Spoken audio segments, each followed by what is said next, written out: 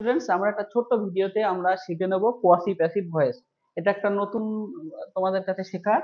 Quasi passive voice মানে এটা পুরোটাই প্যাসিভ না, কিছুটা প্যাসিভ। এরকম ভাবে আমরা বুঝিয়ে দিতে পারি। এটা কেমন করে বুঝবো যে কোনটা কোয়াসি প্যাসিভ ভয়েস? দেখো, অ্যাক্টিভ ভয়েসে কেমন থাকবে, সাবজেক্ট থাকবে, যে কোনো একটা ভার্ব থাকতে পারে, ভার্বের পরে অ্যাডজেক্টিভ থাকবে। ভার্বের পরে অবজেক্ট থাকবে না, ভার্বের পরে অ্যাডজেক্টিভ থাকবে। যেমন এখানে দেখো, হানি টেস্টেড সুইট, সাবজেক্ট আছে, ভার্ব আছে, এখানে অবজেক্ট কি আছে, সুইট। সুইটটা তোমরা জানো এটা অবজেক্ট না, এটা অ্যাডজেক্টিভ। এবার অ্যাডজেক্টিভ থাকলে কি হবে, তার গঠনটা একটু দেখে নাও। সাবজেক্ট হবে, তারপর একটা বিভার্ব আসবে টেন্স ওয়াইজ। যদি এটা প্রেজেন্ট টেন্স হয় আমি যার হবে, পাস্ট টেন্স হলে ওয়াজ আর হবে, ফিউচার টেন্স হলে শ্যাল বি উইল বি হবে, শ্যাল উইল হবে। তাহলে সাবজেক্ট একটা বিভার্ব হবে, তারপরে অ্যাডজেক্টিভ যেটা আছে সেটা বসে যাবে, তারপরে হোয়েন আসবে, তারপরে ইট বা দে, যদি সাবজেক্ট সিঙ্গুলার হয় ইট হবে, যদি প্লুরাল হয় দে হবে।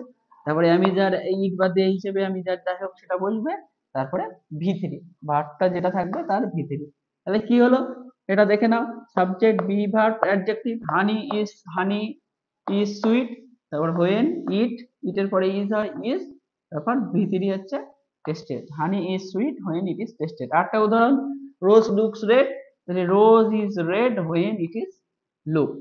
এর বিশদ ভিডিও তোমাদের মেনু ভিডিওতে পেয়ে যাবে, ডেসক্রিপশনে থাকবে, দেখে নিও। ভালো থেকো, সাবস্ক্রাইব করো।